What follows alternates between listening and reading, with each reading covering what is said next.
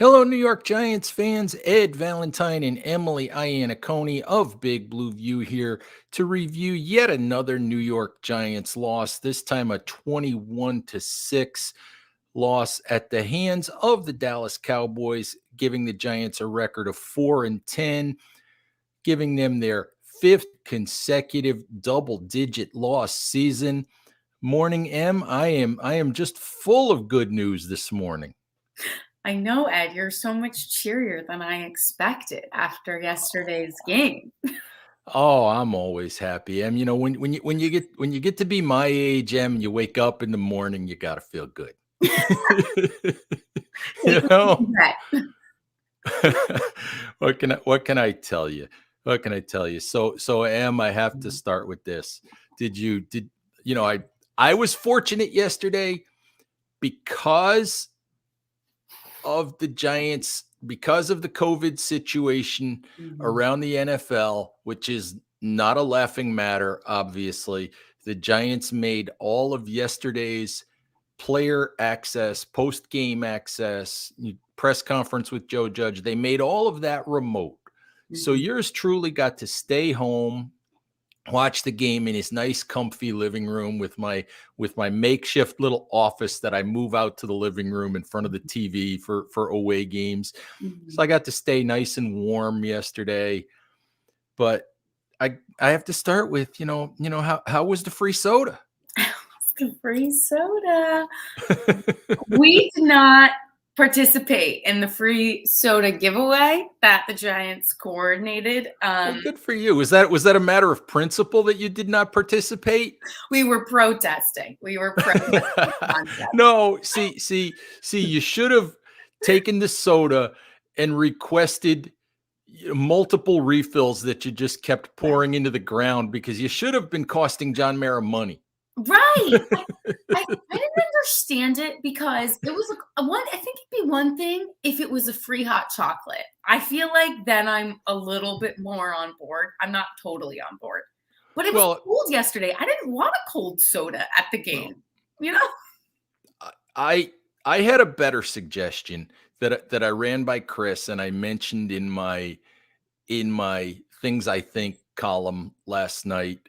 Mhm. My suggestion was that the Giants should have given out Dave Gettleman bobbleheads so that fans would have had something to smash and take out their anger with. Absolutely. It's funny you say that because my cousin yesterday, he was like, "My favorite game of the year was when they gave out the Eli Manning bobblehead." And Mhm. I was like, "Yes, that was a top Yeah, moment. That yeah, that was really yeah, it." So, yeah, having a bobblehead that you can engage with, like yeah. smashing it, is perhaps even better. Yeah, I thought that the few Giants fans in attendance yesterday would have appreciated that, but Mhm. I'm sure you were also Very cool. drowning in a sea of Cowboys fans. Right. It was so bad yesterday. Mhm. From I'm watching the game on TV. Evan Ingram drops a pass that would have gone for a first down for the Giants, Mhm. and there were no boos. That's when you know. Yeah, that's how bad it was. There were no audible boos to be heard. I have to say it was confusing at times because I think when I would like bend down, I we did get hot chocolate. So I was like bending down to get my hot chocolate, or if I was looking at the scoreboard or something, if I missed something on the field, I heard cheering and I was like, yeah, I clapped because I assumed, I'm in Giant Stadium. It must be good. I missed something good in the brief second I, looked away. And I quickly realized, oh, no, no, no, no, no. Those are all Cowboys fans clapping, and I'm just clapping about a 1-yard gain right now for the Giants. So I was like, I Well, should pay more attention. well, considering the way they played offense, maybe you should have been clapping anyway. It's true. It's true. No, exactly. It really did. It forced me to pay a little bit more attention because I was like, we were surrounded by Cowboys fans. I think we had 2 Giants fans in front of us, and there's a lot of season ticket holders around us. And I guess most people sold their tickets. We were surrounded. There was Well, a Cowboys flag behind me I I yesterday. I feel bad for you, Em, but I was nice and cozy in my living room last night. Mhm. So, Mhm. you know. and I could get my own soda and my own beverages. So Right. so, but You. look, we have to talk about the game a little bit, and we're not going to spend a whole lot of time dissecting this game because it's not worth it.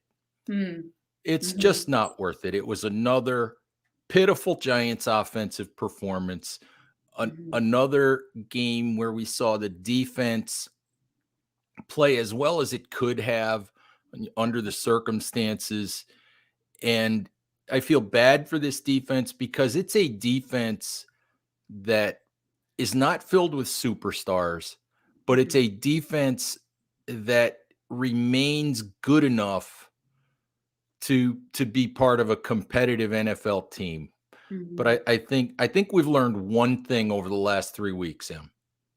One thing since Daniel Jones Yeah, has been out of the lineup. I think that Mike Glennon is a terrible NFL quarterback. And I use the term NFL quarterback only because he gets a loosely. uniform. Right, loosely, very, very loosely. Um, Yesterday was very, very bad. I kept saying how I missed Colt McCoy. I mean, what a guy! He looks great right now. Daniel Jones looks great. All of their our other quarterback options look great. I think the biggest question in relation to Mike Glennon that's worth really talking about is why didn't we see Jake Fromm sooner? I That was the only thing that really was keeping me there as a fan. I was like, well, this would be exciting at least to see what happens, and it took until the final minutes of the fourth quarter. I So that to me is all that's even really worth saying because he was really bad yesterday. I mean, receivers obviously weren't catching the ball whatsoever. Four turnovers in the game. He had three interceptions. I mean, his quarterback rating was below 25. I It was mean, two of those throws, the last two interceptions. The first one, I thought he held the ball a little bit too long, but the first one really wasn't his fault. bad. I mean, you have to do a better job, at least trying to block someone than Will Hernandez did on that play. Yeah. But the last two, I'm sorry, those are the kind of throws that you watch on Saturday morning when you go to a high school JV game. Yeah.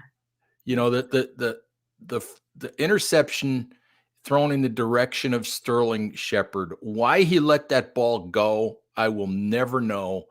Yeah. And what zip code he thought he was throwing it to, I will never know. And Mhm. and the one to Kenny Galladay, did he suddenly think that he was Pat Mahomes? I don't know what he was doing on those plays. No, no. Sometimes inaction is the best form of action. And I don't think that Mike Glennon really understood that concept yesterday. I mean, it's clearly an offense acting out of desperation in a lot of ways, and it has been for weeks. I think Glennon embodied that yesterday in a much stronger sense, than we've seen from just one player, because the whole unit has been bad. But yesterday was just particularly bad for him. I mean, the offense has been bad in general since, I mean, even with Jason Garrett, but even without Jason Garrett. And I just think Glennon was particularly bad. But I think even with a bad offense, he's like you said, he's just not a good backup quarterback. I mean, Joe Judge said after the game we'll have a conversation about next week. I don't know what conversation needs to be had. There's no reason Mike Glennon should even get a start in a game that doesn't even matter for the Giants. There's no reason for it. We should at least see what our other options are at this point. Absolutely. I'm with you. I miss Colt McCoy. I don't understand Yeah, why the Giants thought Mike Glennon was a better option, no, but that horse has kind of left the barn at this point, yeah, and it's in Arizona. yes, and having a really good season when he's been called upon to Yes. play. Mhm. But you're absolutely right. There is no reason for Jake Fromm not to play. I don't care if he only knows 2/3 of the offense or 60% of the offense, which is what they said on the broadcast last night. Um, there's just no reason for Mike Glennon to play. I don't know what Jake Fromm is. Maybe Joe Right. Judge doesn't know what Jake Fromm is. Right. Jake Fromm looks like a guy who, a little bit like Kyle Lauletta was when Kyle Lauletta was with the Giants, is a guy that doesn't have a big arm, needs to throw the ball on time and on target, Mhm. all has a little bit of athleticism, all of those kinds of things.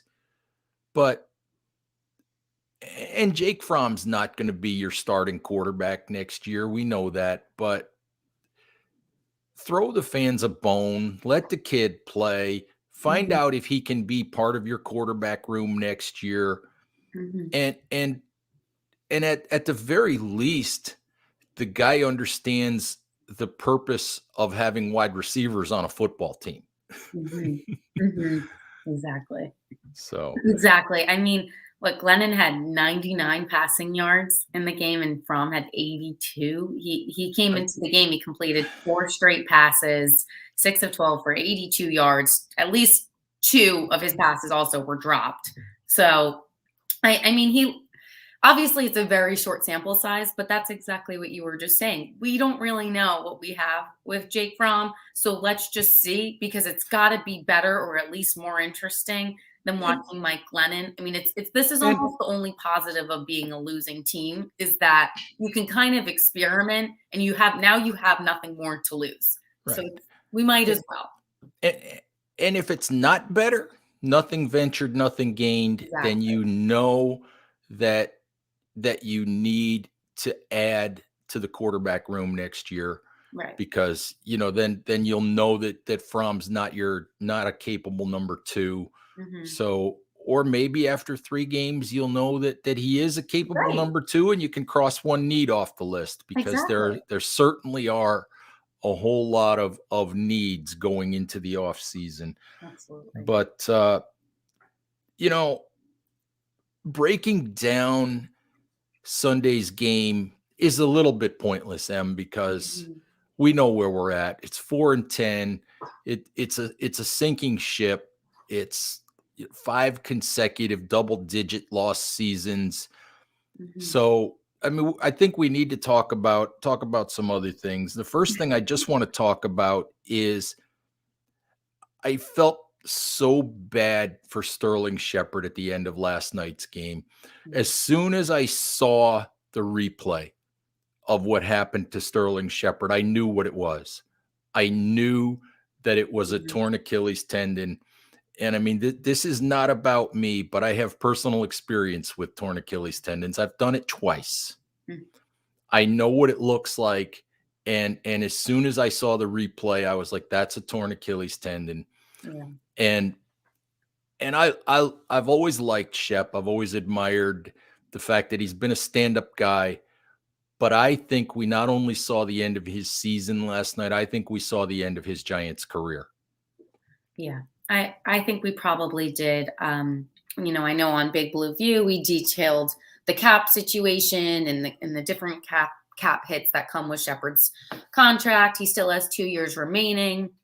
But long story short, the Giants can save the most in cap space by cutting him this off season. And it's frustrating. I mean, you have to feel bad for him. He has in his career has not been a healthy player. He played in 7 games this season, and that's kind of been par for the course throughout his career. He hasn't completed many full seasons. And so unfortunately, because the Giants are going to be in need of such cap space and are going to need to do a lot of restructuring there, it likely was. I mean, and it's the smartest thing that we unfortunately probably don't see Shepard again, which is a shame because you can't control injuries, but he's just been so susceptible to them that it's not really in the Giants' best interest at this point.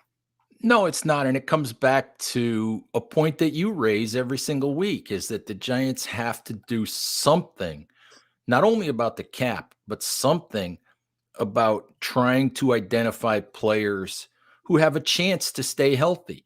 Yeah. And and Shep has I think it's a 6-year body of work now Mhm. that shows us that he generally doesn't make it through a season. And you just can't continue to try to rely and try to build an offense around those kinds of players. So as much as I feel bad for him, I think Shepard is the last remaining tie to the 2016 playoff team on the Giants roster, which Wow. is utterly amazing. Yeah. Wow. Wow. I think we said goodbye to Sterling Shepard last night. Yeah, I think that you're right. That's kind of jarring to think about that he's the last remnant of that team that just also feels so long ago at this point. But even then, that's he was younger in his career. He showed more promise. That was just a completely different time than where we are now. I have nothing against Sterling Shepard. I mean, I want him on the field. It's a shame that this is how it's ending, but I just think this is how it's playing out at this point. And like, I mean, like you just said, we need to invest our time in players who have, a tendency to stay on the field. Someone like Leonard Williams yesterday, who's a guy who I think a lot of other players with a similar injury wouldn't have played, and he played. And I'm not saying, if someone's hurt, they shouldn't play, obviously, of course, but that's someone who doesn't miss a lot of time, and we need to sort of find guys more like that we can build around moving forward, especially in the receiving core, which has just been so decimated this season. And unfortunately, I think it's an unceremonious end for Shepard, but I just think it's the smartest thing for the Giants to do at this point.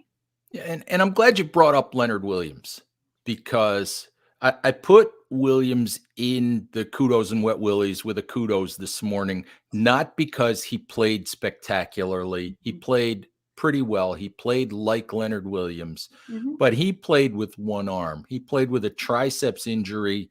Mm-hmm. I don't know what that injury is for certain, but there's a belief that it's a torn triceps. And he played with a massive brace on his arm. He probably shouldn't be out there. The Giants were 4-9, Right. but There's no reason. but he wanted to keep his streak of never having missed an NFL game. That was his 109th straight game. And I asked him last night. He was part of the media availability last night, and I asked him why it was important to him to be out there, and he said that these are his teammates. He wants to be there for his teammates. He wants to be part of this. And he feels like it's important for him to be on the field, if it's at all possible for him to be on the field. Mm-hmm. And I gained a ton of respect for him last night, because he was playing with one arm. Yeah. And he admitted as much. He said, there's players' agents around the league telling them not to do this. If I had said that I didn't want to play with this injury, there's not a coach in the league that would have batted an eye, Mm-hmm. and tried to force me to play. He said, but I want to be out there. Mm-hmm. I want to play for these guys. I want to be on the field with these guys. And I love that attitude so much. It makes me glad that Williams is a Giant. Yeah. And I gained so much respect for him just for doing that he deserves to be applauded. Absolutely. I think it's something that you can hang your hat on. It's the type of attitude that I think Joe Judge talked about wanting to create within the Giants. And finally, it sort of seems like we have a player exemplifying that. I think oftentimes when you are in a position like this in a season where it's hard to find a purpose, it's hard to really know what matters here. I think you look at Leonard Williams' performance, and I sometimes I think that how you do anything is how you do everything. The small things are really what matter the most and are reflective of a larger progression or larger signs of growth. And that is a bright spot. Like you said, it's not like it jumped off the stat sheet. It wasn't necessarily game changing or difference making, but that to me is an actual bright spot, and what was just a really kind of sad day for the Giants, just because he just wanted to be out there. It feels like out of respect to fans, out of respect to his teammates, out of respect to coaches, and that's something that, like you said, that you can actually be proud of. which I feel like is not a feeling we have very often as Giants fans this season. I'm just hoping John Mara brought him a free soda. He earned that. Yes, he earned it. did. Yes, he did. Um, you mentioned Joe Judge, and we talk about Joe every week. And what I want to talk about, it's more and more obvious each week that the Giants want to bring Joe back. And Mhm. and I think they will. We can argue about whether they should or shouldn't, but at this point, I still believe that they will. Yeah. But what I want to ask you about is your thoughts on what former Raiders CEO Amy Trask said about Joe last night. And I have to pat myself on the back First, yes, shout because out. the whole Amy Trask's whole rant and an anti-Judge rant that I listened to on ESPN radio during the week last week. This whole thing about Judge's 1,687 word answer, which took more than 6 minutes, came from a question that I threw at him during his Monday press availability a week ago. Mhm. And I'm getting a kick out of the fact that it's still getting play around the national media. Mhm. So I'm patting myself on the back for teeing Joe up and allowing him to thrill us all with his 6+ minute speech. So, Yes. but Amy Trask took him to task last night, Mhm. basically saying, you know, you have to be kidding me with this quick fix stuff. And you've been here for 29 games. What's gotten fixed? Mhm. And and she's absolutely right, because I keep looking for, I've said it many times, I keep looking for Joe to give ownership a reason to keep him, other than we think he's a great leader. We think he holds this team together. There's got to be more. Yeah. There's got to be more. And I know that the Giants are beaten up, and I know you can say that they play hard and all that kind of stuff, but the performance doesn't get better. It seems to get worse. They seem to get less and less competitive, and they seem to make the same mistakes. And it makes me shake my head. So after my long-winded speech, go ahead and talk about your thoughts on what Amy Trask said. I feel like long-winded is the theme here. The fact that we know the word count, the 1,687 words of Judge's answer, the fact that that is headline worthy. I did not count them. I just copied and pasted the whole thing into a Google Doc to see how many words it came up with. Now, I don't know what word count thing NJ.com is using, but NJ.com swears it's 1,688 words. Oh, controversy. But I'm sticking with 1,687 because that's what Google says. That's what my Google Docs say. Right. And it was your question. So Exactly. let's go with that. The word count is very important here. Yes, it is. I mean, it's almost the fact that you had to even take the time to copy and paste something into a Word doc to check how long the length was that Amy Trask is talking about it last night on CBS Sports. The fact that this is even what we're talking about is the problem. I understand that it doesn't make sense to really dissect this game. This was a silly game, and we're 4-10, and at this point, the end of the season is in sight, and that's the focus. I understand that. I just think the fact that it has gotten to this point where we are talking about Judge's talk, like we're talking about how long he took to answer a question, and he went on and on and on and still really didn't say anything. I would weirdly feel better if he gave a Bill Belichick type of answer and kind of said nothing and let the performance on the field just speak for itself. I mean, I think she's right. I think she's right to call him out. It's absolutely what's gone on. The quick fix, he's had enough time. We talked about that on the podcast last week. That you have to look no further than the NFC East to see how first year coaches can start to turn around a team in their first couple of years with the team. So it doesn't take a lot of looking around to see examples of that, and that Judge is not living up to expectations whatsoever. But I just think the fact that we are even here, the fact that we even need to talk about it, once a coach becomes more headline worthy than the players and the play on the field, then that's something, and that's part of the problem. I feel like that's the larger issue in some ways, as much as the Giants want to be right about him. Oh, I agree, and each week I find it harder and harder to come up with an argument. And I think I said last week, if Joe was a political candidate, you would say that he was a candidate who's running a really, really bad campaign. Mhm. Mhm. I each week it gets harder and harder for me to come up with an argument other than the Giants don't want to fire another coach after 2 years, so let's Mhm. give him another year. Yeah, and that's not a good enough argument. It's No, just not. not in the NFL. It's not. No. No, it's not.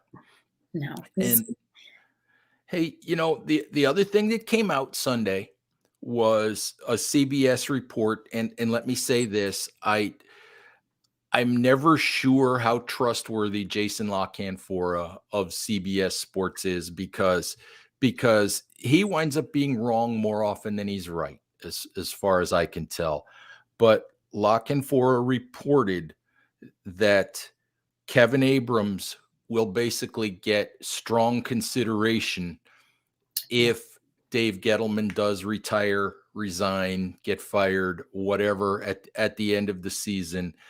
And I didn't need a national NFL insider to tell me that. It's Kevin Abrams is absolutely going to get an interview. He's absolutely a strong candidate. Knowing the way that the Giants ownership operates, someone is going to have to come in and interview for that job and blow the Giants away and prove to them that they can that person can be better than Kevin Abrams in order for Abrams not to get that job. And I guess what I want to ask you is, are you one of those people who would be mortified by the Giants after the last decade of ineptitude turning inside for another answer? Yeah, I think that's the ultimate question you have to ask yourself. You don't even need name specifics in some ways. To me, the question is, do we go inside or do we look external? That's really the pressing question. I I understand giving someone an interview, but I have to say that looking external feels like the most sense to me at this point. I just feel like it makes the most sense for the Giants to really get fresh perspective and to really get someone who, is probably with another team in some capacity and can just bring something completely different into the room. I think if the Giants had what felt like a strong foundation and a strong working off point. I mean, like Washington did this in their first season. Ron Rivera coached and then they hired a GM and then they made more, executive front office decisions. And I think that's a smart strategy, but they did all of this externally. They looked elsewhere for all of it. And I think that I'm not saying that's necessarily, Washington's not having the craziest season, but I just think that's not a bad model in the Giants case, is to kind of start to look more external, perhaps build around what you do have and identify your strengths. And if we're keeping Judge, okay, we're keeping Judge, but then let's get someone who can try to complement that or challenge it, or just for some type of growth. I don't know how the inner workings of the Giants work, obviously, but I just have to, I think my gut instinct would be that looking external is kind of the next right thing. Yeah, what I have said is that I feel like I would really like to see the Giants cast a wide net. I would like to see Mhm. them look around the league. You look at, longtime executives who maybe haven't been GMs and try to get other perspectives.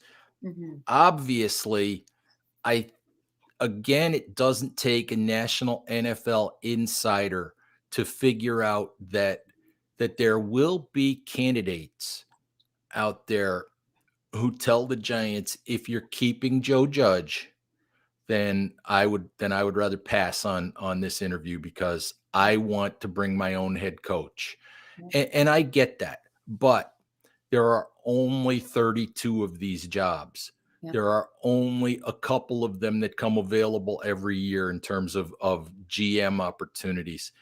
There are a lot of quality candidates out there who would take this job and who would do a good job in it, I think. Now, I can't identify each and every one of them, but there are a lot of good executives out there who would love an opportunity and who would not be turned off by Joe Judge, because you bring in a new GM and it's a 1-year showcase for Joe, is exactly what it is. It's a 1-year showcase.